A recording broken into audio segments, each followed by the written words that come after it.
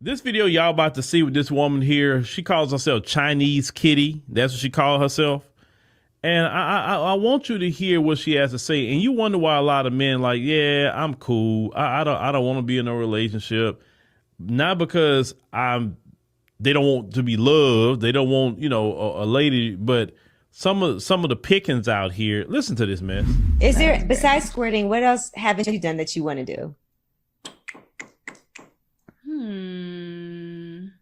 I feel like in the situation that I am right now, he will not let me eat his ass, and I want to. Oh, go ahead, He just girl. won't let me though. He won't let you.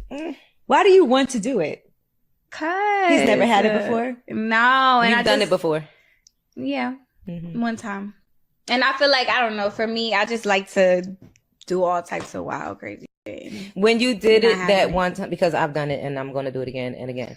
But when you did it that one time, did you feel a sense of like power? Power, yes. Because you got them in such a compromised position, pun intended. And it's like, talk about having a man by the balls. Like you really got him in such a vulnerable state. Yeah. And it's the enjoyment that you know you were providing. Like, if it makes me feel so like, yeah. You get your AP back if you do that. He won't let you. He won't let her do it. You might have to sneak up on him. You might have to catch him. No, he one of them. One of them pushes Okay. his head. Oh, why he drunk? Listen, a man will bop you over the. While he was drunk, he just so big on. I don't play them type of games. Yeah, he one of them. Because he's scared he don't like it. Don't even push the issue because he's not gonna let you do it. I might get I punched. promise you, he's not gonna. He like, Yeah. let me tell you. He might get violent. Don't even try. Yeah, no. Like, bruh, that is the most nasty and vile thing that you want to do to a heterosexual man. Now, the man on some LGBT behavior, then that's what they own, right? But listen to what she says she would like to do to the guy she's with. You know what I'm saying? Basically trying to buck break him. You know what I'm saying? And then what'll be next? If you got him like that, then who's to say you won't use any toy on him, right?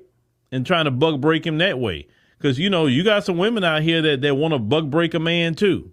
Yeah. And women like that are Jezebels. Women like that is no earthly good. And if a woman was to ever, fellas, try to even mention that to you, right? Just even mention that, you should like, you know what? Nah, bro. Nah, we cool. I can't fool with you. You nasty. You are extremely nasty. Do you know what comes out of that part of the body, ma'am? And you want to put your mouth in, you know what I'm saying? I don't care if you took a shower. I don't care if you did it, ma'am. What comes out that part of the body is excrement, okay? That the body says is not good, so it's supposed to go into the toilet. And you want to put your mouth in a place like that? It don't matter if you take 2, 3, 4, 5 showers a day. That's not a place for your mouth, ma'am. Sorry, it's just not a place for your mouth. But something wrong with you. And then the other one, no better. The other one, no better. Any man, I'm gonna say it. Any man that will sit up there and let a woman do that to them, like he's already gone that way, bro. He gone that way. Sorry, ain't no man supposed to be bent over for no woman. But man supposed to be bent over. Period. That is not the natural order of things for no doggone man. But y'all do, don't come in the chat telling me, oh, well, Phil, you don't know about man. Look, you right. I don't know because that's not what men do. Men don't do that.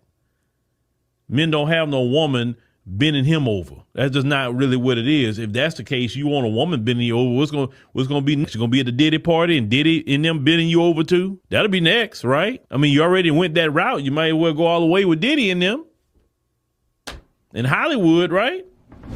So, yeah, fellas, you imagine a woman telling you that? Like you thinking, oh, yeah, she cool. And then if she even mentioned that to you, saying that's something all she always wanted to do, I'm like, okay, you know what? You got the devil in you. Get the hell on and block her and delete her. And like, you imagine you kiss that woman? Like, what else she didn't put in her mouth, right? That's what you have to think. But yeah, fellas, you be careful with some of these women. I always tell men this. You get to final boss level in life as a man when you could look at a woman. Okay, she may look nice, but it doesn't impress you. You understand what I'm saying? That's when you attain final boss level as a man. Like, you could look, you say, okay, yeah, and that's the end of it with you. You can just walk right by her like she ain't worth crap. That's final boss. When you're thirsty, you have never attained final boss level as a man yet. You haven't even got there yet. Any kind of woman that could just make you, it don't matter how she dressed, it don't matter whatever, like, because it's nothing you, because you understand that doesn't mean anything, because what's behind all that? That's when you have arrived to final boss level as a man. Like, what's behind her look? What's behind all the makeup? What's behind? Is she crazy? Is she loony? What's up with her? Because the first thing you do is, instead of looking at her face, look at her hand, and say, oh, okay, she walking around like that, and yeah, no man wifed her up. It's a reason for that. It's always a reason. All right, Shalom. All praise to the Most High, Yahweh, by Hashem, Yahweh Shai, by Hashem, Rakak Wadash, and double honor to the apostles and elders, great millstone, for teaching this truth. It's gone all around the earth, and Shalom to the hopeful elect out there. It's your brother Atazawan from the great millstone here in St. Louis. And we're going to jump into a quick lesson, all right, from that clip we saw. Salakia, it's 6 minutes long, but, just let, I believe his name is Phil Scott, let him tell the story, right, of that clip with this nasty woman, all right? And it's not just her. It's many of them out there. And it's usually those that you would think wouldn't do anything like that, right? And that was pretty hard to watch. But, it's out there, all right? These women are out there, and Phil is 100% correct, all right? As we've told you before, for you brothers out there, you young brothers, be careful of these women, man. They're a bunch of snares. They're real nasty and demonic. So anyway, we're going to get into a quick lesson. This won't be long. We're just going to get these few scriptures here. All right. And we just jump right into it. All right. So this is Ecclesiasticus 42:13. And let's see here. Do I want to just get right to it? Yeah.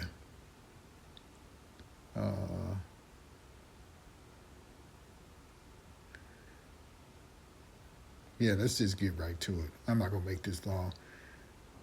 Ecclesiasticus 42:13, it says, "For from garments cometh a moth, and from women wickedness," right? The two go hand in hand.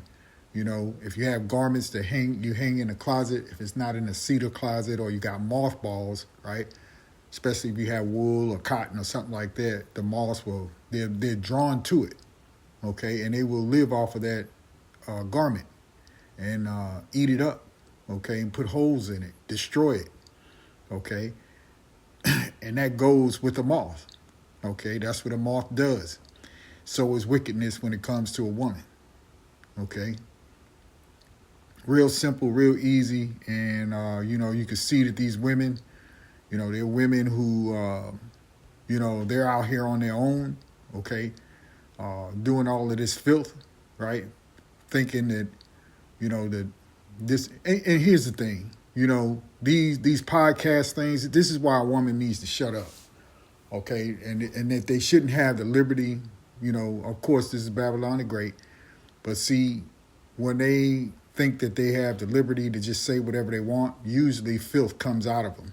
All right, talking about these modern women, okay? It's utterly ridiculous, and it's just downright damn nasty and disgusting.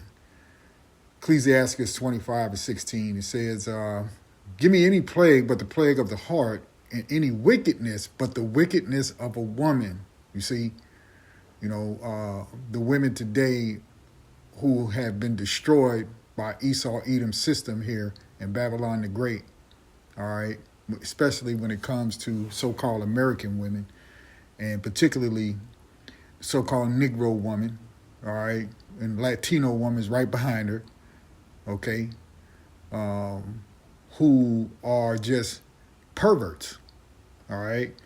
And that's the whole thing, is that they want to be able to dominate their man, and they figure that's a way to try and do it, as you heard them speak, and say that you feel empowered, when you can get your man in a compromising position. All right, that's pure wickedness, and I can't even really. It's hard for me to do this lesson. And Phil spoke on it. You know, I don't have to reiterate it. We saw the clip. I'll just continue on with the scriptures. All right, verse 14. And any affliction but the affliction from them that hate me, and any revenge but the revenge of an enemy, Salaki, but the revenge of enemies, there is no head above the head of a serpent, and there is no wrath above the wrath of an enemy. And a woman today, for those of us who are in this truth, you know, as men, you know, you dealing with these worldly women, you know, our women are enemies to us, man. And that's why Phil was saying most men now who are, especially in the truth, you know, we're separate from all these other jakes out here, right? You know, we've been called into the ministry, right? We've repented, we're doing what the Lord says, and we're not living for the world, all right? But even some men who are even in the world are not going for that, all right? And so when a man knows how to stand up, okay, you know, there's many women out here that they think that they could take a man down just based on their beauty, but men are walking away from that. You see, they don't need it. They don't need the drama. You know, men like peace. You see, verse 16, I had rather dwell with a lion and a dragon than to keep house with a wicked woman. The wickedness of a woman changes her face, and it darkeneth her countenance like sackcloth. Her husband shall sit among his neighbors, and when he heareth it shall sigh bitterly.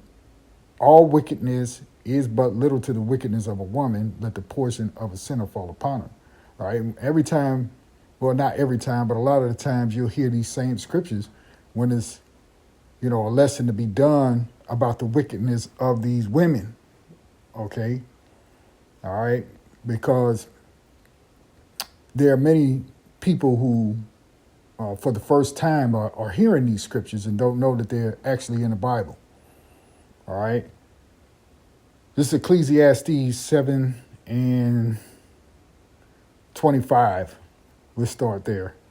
It reads, I applied mine heart to know and to search and to seek out wisdom and the reason of things and to know the wickedness of folly. And what they're talking about is pure folly. All right. That's all it is. It's folly. You know, even of foolishness and madness, and it's madness, you know, that a woman would want to sit there and talk openly about what she wants to do to a man. All right. You have what was used to be called locker room talk, all right, with men, all right, in the world and how they deal with women and so on and so forth. These women today are worse than men. Their conversation is worse, far more worse than the conversations that men have. Okay. But see, you're in this society where all it takes is the push of a button and a microphone. All right. And they spew out their madness. Okay. Because they think it's cute.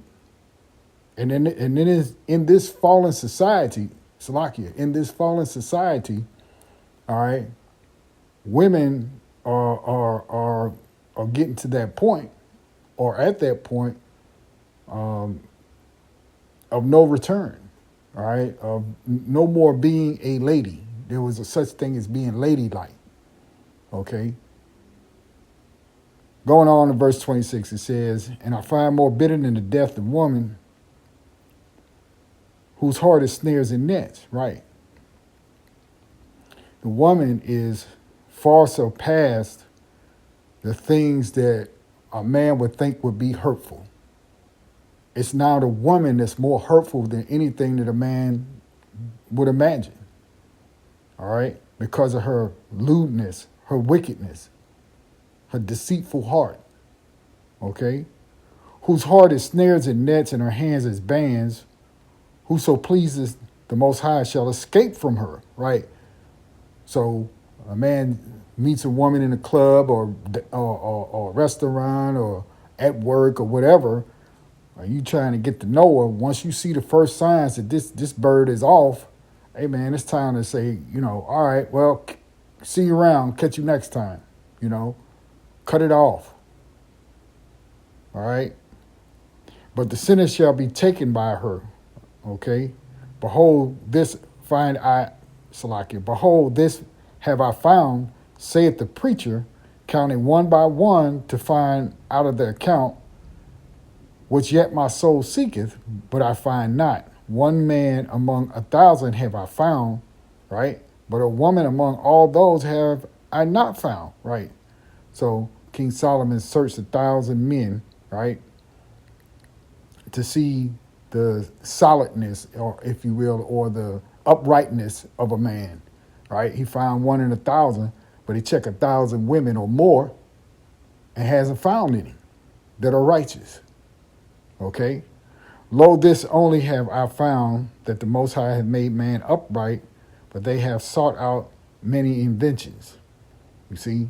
So there are very few upstanding men when you search out a bunch of them. And after you search out a bunch of women, you're not going to find any that's upright. Very, very difficult. Very rare. All right? Once you get to know them and the truth comes out about them. And like I said, because of this day and age of social media and podcasting, these women are more treacherous than ever before, right? Because they're speaking their absolute mind. All right? Ecclesiastes 25 and 24. Let me see here. Yeah, we'll read this. We'll start at 21. It says, stumble not at the beauty of a woman, and desire her not for pleasure.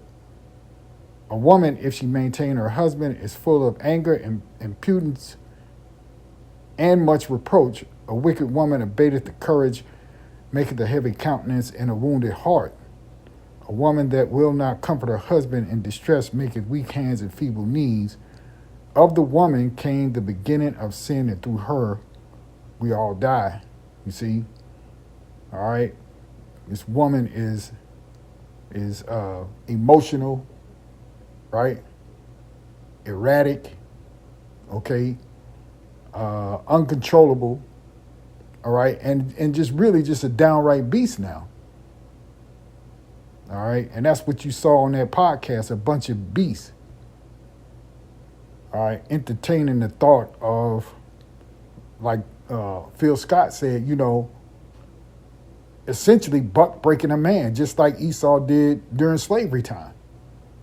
And that's why we always say that the devil, Esau, Edom, and the woman, the nigger woman, go hand in hand. Because they both want to do the same thing to the man, the strong man that the Lord has raised up, right? And that's to break him, if they can. Okay? We'll read the rest of it. Verse 25. Give the water no passage, neither a wicked woman liberty to gad abroad. And yeah, for her to travel without any kind of rules, right? Because she'll do anything.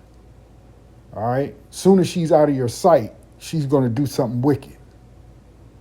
Okay? And that's almost like in the same context of them sitting around a bunch of women cackling, talking. All right? They think that they have some valid talking points, right? But they're talking about a bunch of folly. All right. We'll read verse 26. If she go not as thou wouldest have her, cut her off from thy flesh and give her a bill of divorce and let her go. Right. And that's what most men are doing now. Most real men, like Phil was saying when he called it bossing up or something to that effect. A man knows what he's worth, then he don't have to, scrape the bottom, all right, and just take any woman that winks by him. She may look good, but that's what it is. It's all just a look. When you get to see what's in her mind and in her, as the scriptures say, your mind is your heart, or your heart is your mind. When she begins to open up her mouth, and talk, all right, and you begin to feel her out, okay, and sense what she's all about, hey, man, you got to get away from her, okay? And I think we'll go to this word here, Salakia, we don't need that, concupiscence, all right? And it says, and we'll find this in the scriptures, it says sexual desire or strong desire, sexual desire. So we see that in the scriptures, the word concupiscence. Okay, so let's go to it right here. This is just one place where it's found. It's Colossians 3:1, and it reads, "If ye then been risen with Mashiach, seek those things which are above, where Mashiach sitteth on the right hand of the Most High. Set your affections on things above, not on things on the earth," right? And that includes women. For men, men are starting to get the point, to leave these women alone. All right? Because they're not worth your time, your energy, your effort, your money, your resources. Okay? They're not worth it. Because when they get done using you, they're just going on to the next one. And you don't need that in your life. Verse 3, "For ye are dead, and your life is hid in Mashiach, with Mashiach in Yahweh," right? "When Mashiach, who is our life, shall appear, then shall ye also appear with him in glory." Verse 5, "Mortify therefore your members which are upon the earth, fornication, uncleanness, inordinate affection," right? And what they were discussing is inordinate affection. "Evil concupiscence." You see, evil. So what they're talking about, right? I think that was what's her name? Angie Yee or whatever. She used to be on the Breakfast Club, so she's been running her podcast for however long, and that's all they ever talk about. It's something extremely wicked. Okay, now let's go into that word, concupiscence. And you see here, a longing, especially for what is forbidden. Concupiscence, desire, lust. You see, these women are lusting to take control of a man or to humiliate a man, right? To break a man, even by using sex. Let me see this. Slovakia. There was something else I wanted to check while we were in there. Let's go back to it.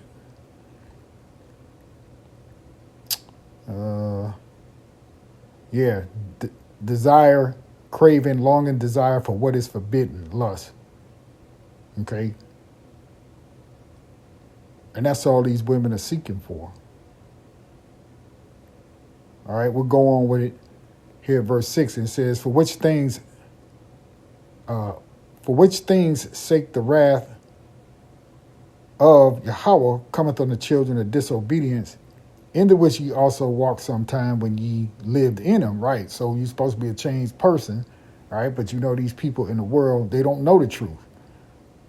And they've heard about the truth, but they just don't want the truth. Well, again, the Lord is rejecting them, right? This is 2/3 behavior that we listen to, okay, on that clip. Okay, verse 8, but now ye also put off all these: anger, wrath, malice, blasphemy, filthy conversation of your mouth. Lie not one to another, seeking that ye have put off the old man with his deeds, right? So we don't do the things that we used to do.